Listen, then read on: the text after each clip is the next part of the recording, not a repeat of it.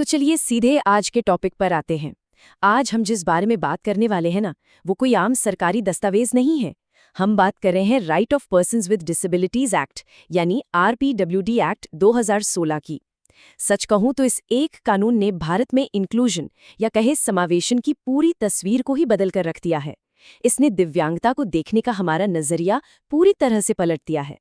तो बिना किसी देरी के इस शानदार और बेहद जरूरी एक्सप्लेनर की शुरुआत करते हैं और समझते हैं कि कैसे ये कानून सच में समानता का एक नया युग लेकर आया है। इस पूरे ढांचे को आसानी से समझने के लिए हमने इसे 5 हिस्सों में बांटा है। पहला, खुद RPWD एक्ट 2016। दूसरा, इसकी नई परिभाषाएं। तीसरा, शिक्षा और रोजगार से जुड़े अधिकार। चौथा, यूनिवर्सल एक्सेसिबिलिटी। और अंत में इसके उल्लंघन पर मिलने वाले दंड। तो आइए सबसे पहले पिलर से शुरू करते हैं। भाग 1, RPWD एक्ट 2016। RPWD का पूरा नाम है right of persons with disabilities act. अब यहाँ सबसे कैची वर्ड क्या है? वो है राइट यानी अधिकार। देखिए, ये कानून किसी दान, दया या सिंपैथी पर बेस नहीं है, बिल्कुल नहीं। ये सीधे तौर पर बुनियादी मानव अधिकारों की बात करता है। ये इस बात की पक्की लीगल गारंटी है कि समाज में हर एक इंसान को, चाहे उसकी फिजिकल या मेंटल कंडीशन कुछ भी हो, बराबरी और पूरे सम्मान के साथ जीने का हक है। अब आप शायद सोच रहे होंगे कि जब 1995 में पहले से कानून था, तो 2016 में ये नया कानून लाने की क्या जरूरत पड़ गई? इसका सीधा सा जवाब है समय के साथ विकास। जैसे जैसे हमारी मेडिकल साइंस एडवांस होती है, समाज आगे बढ़ता है, अधिकारों की हमारी समझ गहरी होती है, तो हमारे कानूनों का भी अपग्रेड होना तो बनता है ना। 1995 वाला कानून अपने वक्त के हिसाब से ठीक था, लेकिन 2016 तक आते आते ये साफ हो गया था कि हमें एक कई ज्यादा मॉडर्न और ब्रॉड अप्रोच की जरूरत है। तो इस नए अपग्रेडेड कानून का मेन गोल आखिर है क्या? इसके 3 बहुत ही क्लियर और सॉलिड टारगेट है: समान अवसर, सम्मान और सुरक्षा। जरा इस पे गौर कीजिए। ये सिर्फ कुछ बेसिक सुविधाएं देने तक सीमित नहीं है। इसका मकसद है खेल के मैदान को सबके लिए एकदम बराबर करना, ताकि हर किसी को आगे बढ़ने का समान अवसर मिले। ये सम्मान के बारे में है, ताकि दिव्यांगजनों को किसी दया की नज़रों से नहीं, बल्कि एकदम बराबरी की नज़र से देखा जाए। और सुरक्षा तो खैर हर नागरिक का बुनियादी हक है ही। मतलब ये पूरी कहानी को सहानुभूति वाले जोन से निकालकर सीधे एम्पावरमेंट की तरफ ले जाता है। चलिए अब बढ़ते हैं भाग 2 की तरफ, नई परिभाषाएं और कैसे इस कानून का दायरा बढ़ाया गया। 21 ये महज कोई नंबर नहीं है, बल्कि ये लाखों लोगों के लिए एक बहुत बड़ी उम्मीद है।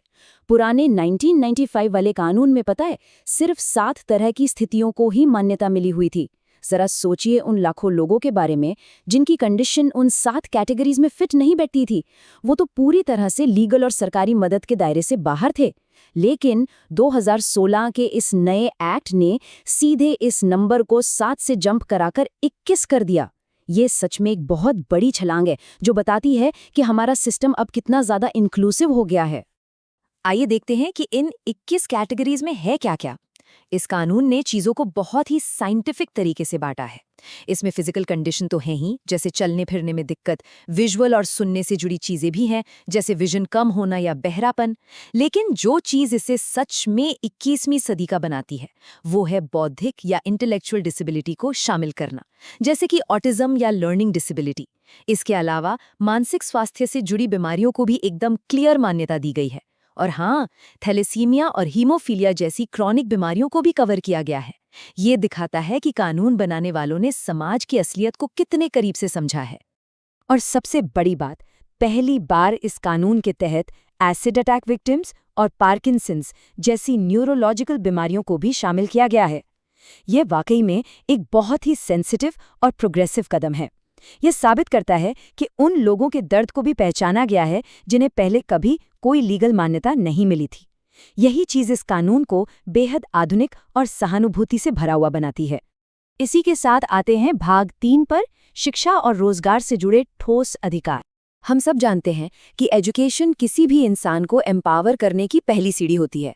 और यहाँ कानून कोई हल्की फुल्की सलाह नहीं दे रहा, बल्कि एक सख्त लीगल मैंडेट पास कर रहा है। 6 से 18 साल के बीच के हर दिव्यांग बच्चे के लिए मुफ्त शिक्षा पाना अब एक पक्का कानूनी अधिकार है।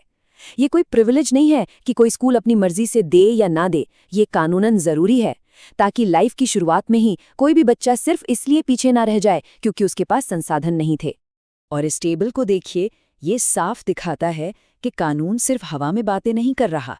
ये डेटा किसी भी इंसान की पूरी लाइफ साइकिल का एक रोड मैप है। सबसे पहले 6 से 18 साल तक मुफ्त शिक्षा की मजबूत नींव। फिर जब बच्चा बड़ा होता है तो कॉलेज या हायर एजुकेशन में 5% का रिजर्वेशन। और फाइनली जब वो करियर बनाने के लिए निकलता है तो सरकारी नौकरियों में 4% का रिजर्वेशन। ये सिर्फ कुछ परसेंटेज के आंकड़े नहीं हैं, ये सिस्टम के अंदर किए गए वो बड़े बदलाव हैं जो किसी भी व्यक्ति को समाज में अपने पैरों पर खड़ा होने का पूरा रास्ता देते हैं। अब सरकारी नौकरियों में ये 4% रिजर्वेशन इतना मायने क्यों रखता है? क्योंकि देखिए, आर्थिक आज़ादी के बिना कोई भी एम्पावरमेंट अधूरा है। ये 4% कोटा इस बात की गारंटी देता है कि सरकारी सेक्टर में जॉब अपॉर्चुनिटीज सुरक्षित रहें। ये फाइनेंशियली इंडिपेंडेंट बनाने और समाज में एक प्राउड टैक्स पेयर और नागरिक के तौर पर अपनी जगह बनाने का एक पक्का रास्ता देता है। और उच्च शिक्षण संस्थानों में ये जो 5% का रिजर्वेशन है ना, ये उसी सरकारी नौकरी या एक शानदार करियर तक पहुंचने की सबसे ज़रूरी सीढ़ी है। जाहिर है, बिना अच्छी एजुकेशन के आप उस जॉब तक कैसे पहुंचेंगे? ये 5% कोटा ये श्योर करता है कि कॉलेज और यूनिवर्सिटी के दरवाजे हमेशा खुले रहें। मतलब एजुकेशन से लेकर एम्प्लॉयमेंट तक का सफ़र एकदम स्मूथ और बिना किसी रुकावट के हो। आगे बढ़ते हैं भाग 4 की ओर, सार्वभौमिक सुगम्यता यानी यूनिवर्सल एक्सेसिबिलिटी। एक्सेसिबिलिटी ये महज एक शब्द नहीं है, ये एक पूरा एक्सपीरियंस है। इस एक्ट के हिसाब से एक्सेसिबिलिटी का सीधा सा मतलब है कि कोई भी बिल्डिंग, माहौल या जानकारी इस तरह से डिज़ाइन हो कि हर कोई उसे आसानी से यूज़ कर सके। और सबसे ज़रूरी बात, RPWD एक्ट में ये कोई ऑप्शनल अपग्रेड या एक्स्ट्रा फीचर नहीं है, ये एकदम कंपल्सरी है। कोई भी बिल्डिंग या सर्विस तब तक पूरी नहीं मानी जाएगी जब तक वो हर एक इंसान के लिए सुलभ न हो। चलिए इसे थोड़े प्रैक्टिकल तरीके से समझते हैं। कानून एकदम क्लियर कट बताता है कि किन चीज़ों को एक्सेसिबल बनाना ही होगा। इसमें स्कूल, अस्पताल जैसी सभी पब्लिक जगहें शामिल हैं।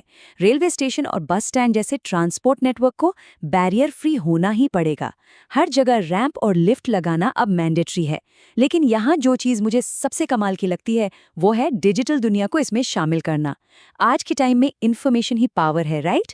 इसलिए वेबसाइट्स और डिजिटल जानकारी को भी एक्सेसिबल बनाना ज़रूरी कर दिया गया है, ताकि जो लोग स्क्रीन रीडर या कोई और असिस्टेंट टेक्नोलॉजी यूज़ करते हैं वो भी इंटरनेट का पूरा फ़ायदा उठा सकें। ये लिटरली एक गेम चेंजर कदम है। और अब आते हैं हमारे आखिरी सेक्शन, भाग 5 पर, उल्लंघन और दंड। देखिए, कोई भी कानून तब तक असरदार नहीं होता जब तक उसका सख्ती से पालन न हो। और ये हिस्सा यही काम करता है। ये एकदम साफ वार्निंग देता है कि भेदभाव के लिए अब कोई जगह नहीं है। अगर कोई भी किसी दिव्यांगजन का अपमान करता है, बदसलूकी करता है या उन्हें उनके कानूनी हकों से दूर रखने की कोशिश करता है तो कानून इसे बहुत सीरियसली लेता है। ऐसे मामलों में भारी फाइन और कड़ी सजा का सीधा प्रोविजन है। और ये कड़ा रुख जरूरी भी है ताकि समाज से हर तरह के भेदभाव को जड़ से मिटाया जा सके। इस एक्सप्लेनर को समराइज करते हुए इस कोट पर नजर डालिए। ये कानून केवल कागजों पर नहीं है, बल्कि ये दिव्यांगों को समाज के मुख्य धारा से जोड़ने का एक सशक्त जरिया है। सच में इस पूरे लीगल फ्रेमवर्क, इन सारे रिजर्वेशंस, रैम्प्स और रूल्स का अल्टीमेट गोल है क्या? इसका असली मकसद है इंटीग्रेशन। ये मेक श्योर करना कि कोई भी अलग थलग ना रहे, सब लोग समाज के मेन स्ट्रीम का हिस्सा बने, हम सब एक साथ काम करें, एक साथ सीखें और एक साथ आगे बढ़े। तो इसी के साथ हमारा ये एक्सप्लेनर अपने आखिरी पड़ाव पर आ गया है। लेकिन जाने से पहले स्क्रीन पर लिखे इस सवाल पर थोड़ा विचार कीजिए। क्या हमारा समाज पूरी तरह से सुगम हो चुका है? अगली बार जब आप किसी पब्लिक बिल्डिंग में जाएं या कोई वेबसाइट यूज़ करें तो खुद से पूछिएगा कि क्या वो जगह सच में इस कानून को फॉलो कर रही है। कानून तो अपना काम कर ही रहा है, लेकिन क्या एक समाज के तौर पर हम अपनी जिम्मेदारी पूरी कर रहे हैं? सोचिएगा ज़रूर। इस अहम चर्चा में हमारे साथ जुड़े रहने के लिए आपका बहुत बहुत शुक्रिया।